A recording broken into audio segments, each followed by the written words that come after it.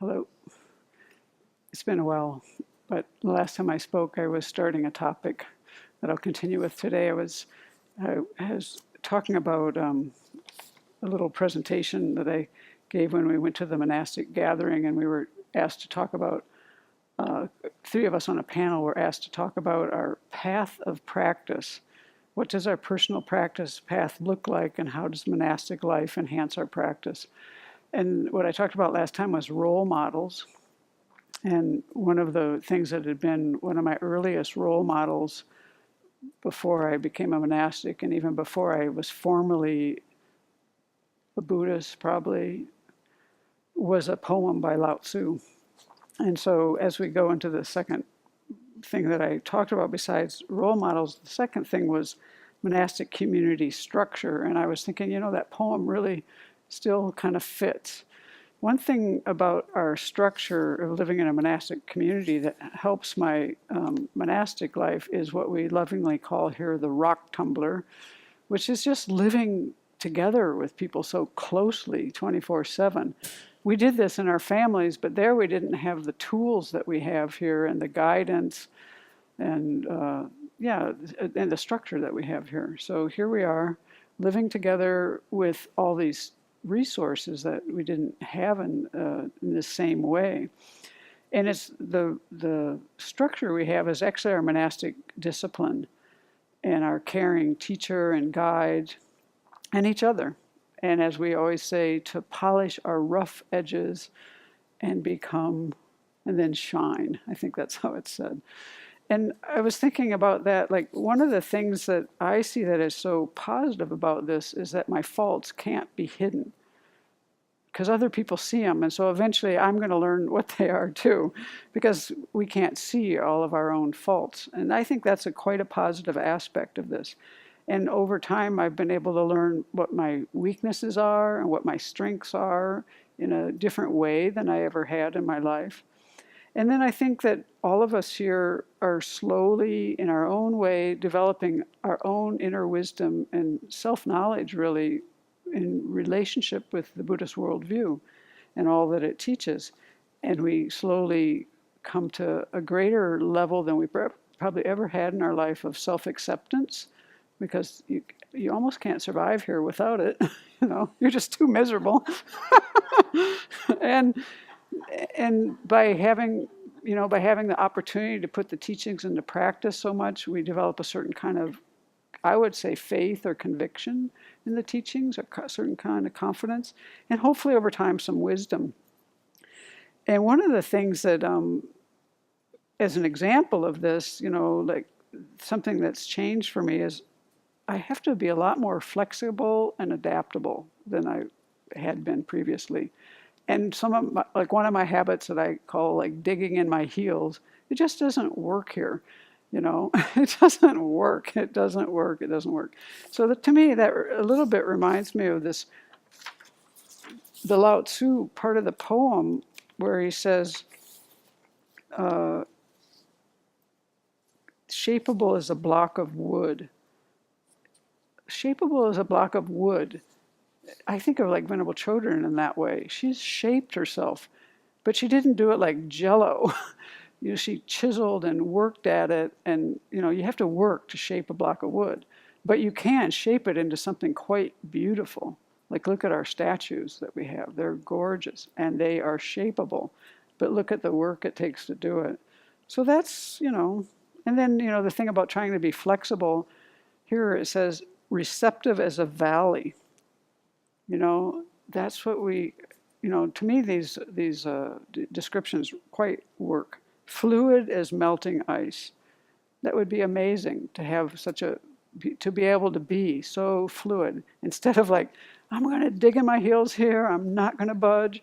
It doesn't work. So yeah, fluid as melting ice, courteous as a guest.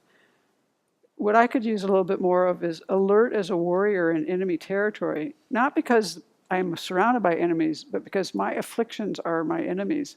And it's my lack of conscientiousness that gets me into trouble. If you look at the way that we get into trouble with our afflictions, they describe 4 ways and they all happen. We might not know things, We might not have respect in that moment for what we do know. We might be overpowered by our afflictions. That's the one that comes up for me. Or we might just be careless. Those are the four ways that we get into trouble with our ethical conduct that they describe, and they all kind of fit the bill. So this thing about alert as a warrior in enemy territory, that talks about a certain level of conscientiousness related to our own mind. So yeah, they were careful as someone crossing an iced over stream. So these kind of things are, I think, quite helpful in terms of descriptors. The other thing about community, in monastic community, is that we live in the Vinaya, and we have these precepts that we share, and we have rites that we do. And these involve, in our community, a certain level of transparency that's kind of like done in an organic way when people are ready. No one's forced.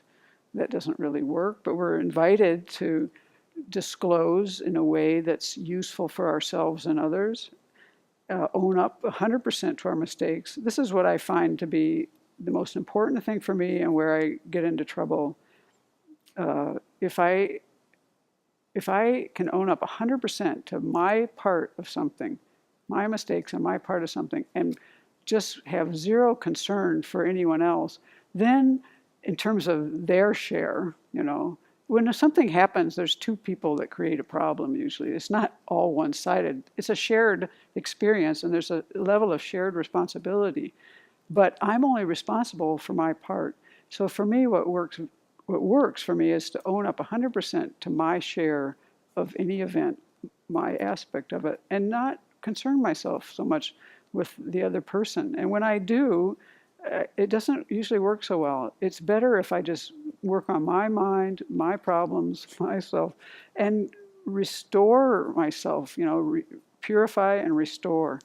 And then I can actually enter into, I'm not saying you don't want to relate to the other person. I'm just saying it doesn't work to blame anyone else. It just doesn't work.